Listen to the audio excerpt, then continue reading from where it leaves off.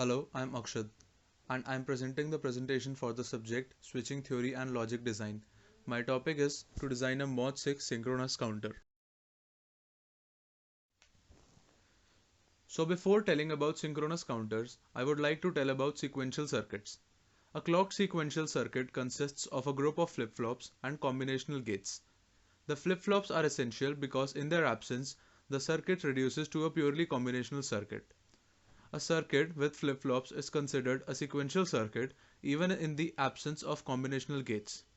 Circuits that include flip-flops are usually classified by the function they perform rather than by the name of the sequential circuit. Two such circuits are registers and counters.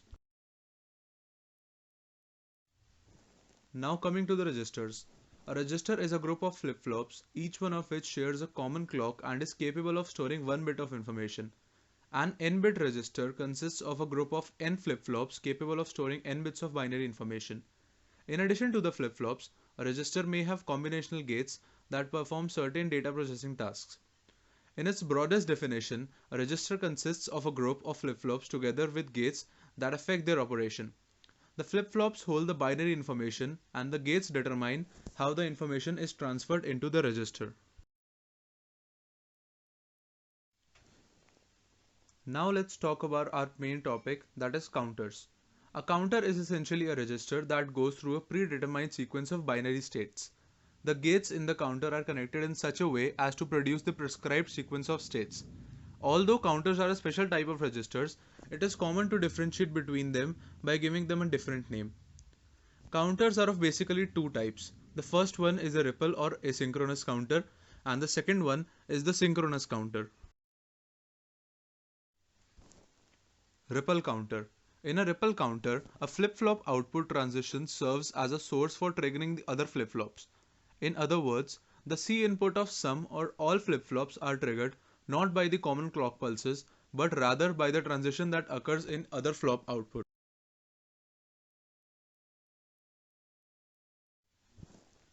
Synchronous counter.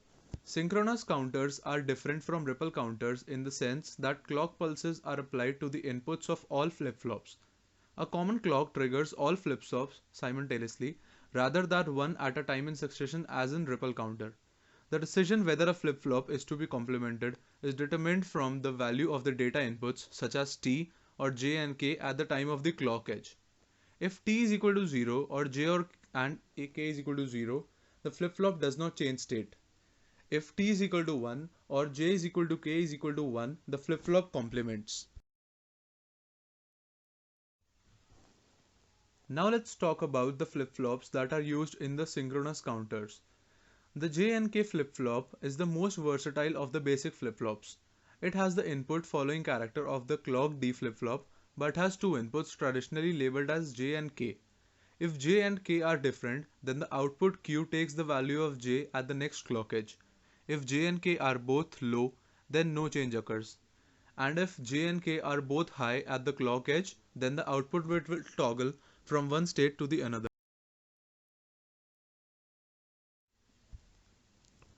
Now our aim is to design the MOD-6 synchronous counter containing 6 counter states. For this counter, the counter design table lists the 3 flip-flop and their states as 0 to 6 and the 6 inputs for the 3 flip-flops. The flip-flop inputs essential to step up the counter from the now to the next state is worked out along with the help of the excitation table. The needed counter states and the Jnk inputs essential for counter flip-flops are specified in the counter design table. The counter design table has been depicted in the following slide. So this is the counter design table for the designing of the MOD-6 synchronous counter.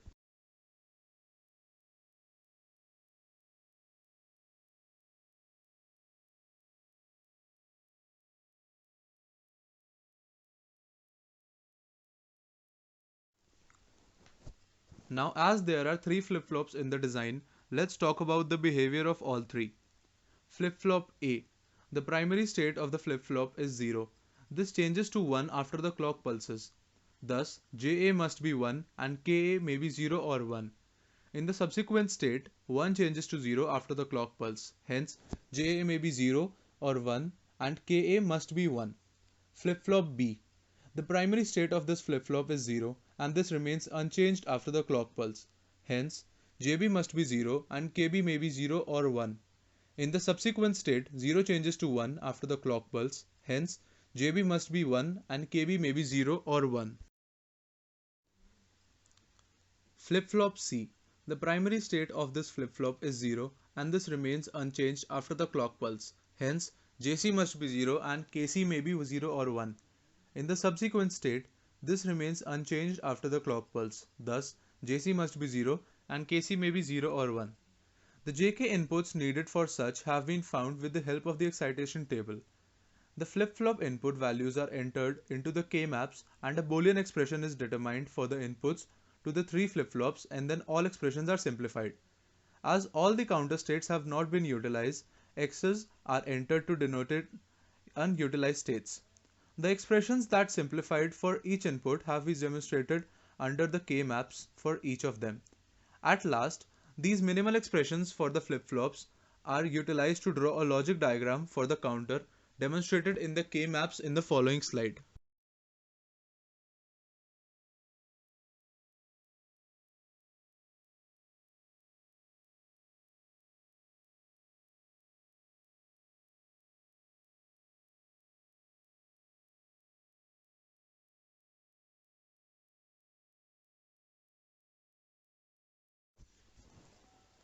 These are the remaining K-maps for finding the expressions for the inputs for the MOD-6 synchronous counter.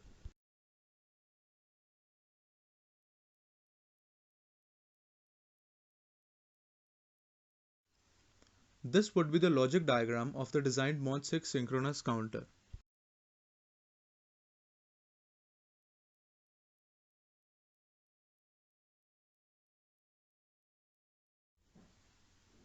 This was all about the designing of the MOD-6 synchronous counter. Thanks a lot.